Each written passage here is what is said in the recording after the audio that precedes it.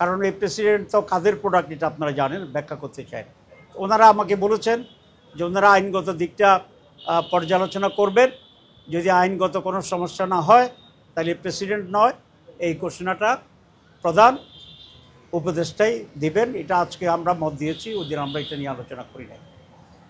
এরপরে যেটা আমরা বলেছি সেটা হচ্ছে বিভিন্ন জায়গায় আইনশৃঙ্খলা পরিস্থিতির অবনতি ঘটছে এবং কবিরহাট নামে নোয়াখালীর একটা জায়গা আপনারা দেখেছেন, 2 দিন আগে ছাত্র শিবিরের একটা মিটিং হতেছিল, সেখানে বিএনপির লোকেরা প্রকাশ্যে হামলা করেছে, আপনারা কাভার করেছেন, জাতীয় দৈনিকে আসছে, আপনাদেরকে ধন্যবাদ জানাই।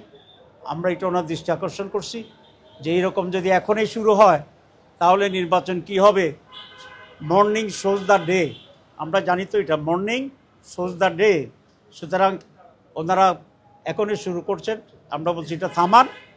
এটা যদি আপনি না থামাইতে পারেন তাহলে নির্বাচন নিয়ে সংশয় তৈরি হবে, অনিশ্চয়তা তৈরি হবে। আমরা আরেকটি দৃষ্টি আকর্ষণ করেছি, আপনারা জানেন যারা পোলিং অফিসার এবং প্রিসাইডিং অফিসার যারা আছে, আনসার বাহিনীর আছে, তারা ভোট দিতে পারে না।